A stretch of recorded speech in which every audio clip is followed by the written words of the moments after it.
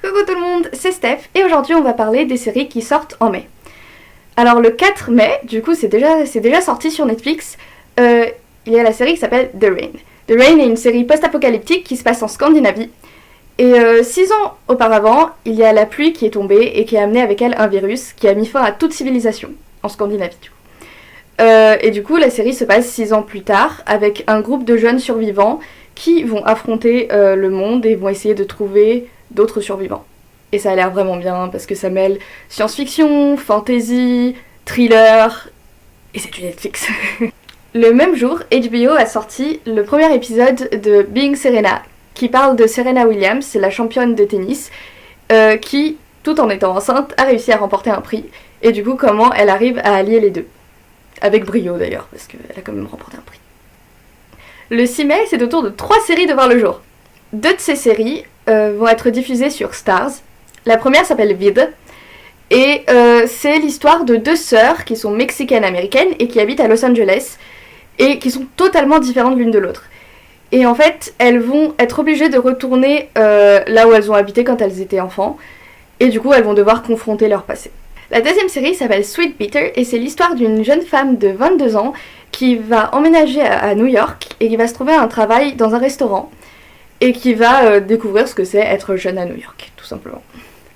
La troisième série est une série australienne qui s'appelle Picnic at Hanging Rock et qui parle de 3 filles et de leurs 3 gouvernantes qui vont disparaître un 14 février. Du coup, c'est du mystérieux et c'est début du 20e et ça a l'air vraiment bien. En mai, il y a aussi 2 K-dramas qui vont commencer, et j'avoue que je connais absolument pas l'histoire des 2 K-dramas. Tout ce que je sais, c'est qu'il y en a un qui sort le 9 mai, qui s'appelle Come Here and Give Me a Hug, et j'ai trouvé le titre trop mignon, du coup je vais être obligée de le regarder, juste pour le titre. Oui, tout à fait. Et le deuxième K-drama s'appelle About Time, et va sortir le 21 mai. Les 3 prochaines séries dont je vais vous parler, c'est 3 séries où je connais pas du tout l'histoire, mais elles ont toutes les 3 un acteur en particulier qui me donne envie de voir la série. La première série sort le 10 mai sur Netflix et s'appelle Safe, et il y a Michael C. Hall qui est Dexter. Du coup, Netflix et Dexter, je pense que ça vaut quand même le coup de le regarder, ou au moins de commencer et de voir ce que ça donne. 2 jours plus tard, donc le 12 mai, Benedict Cumberbatch qui revient dans nos vies, qui revient dans nos cœurs.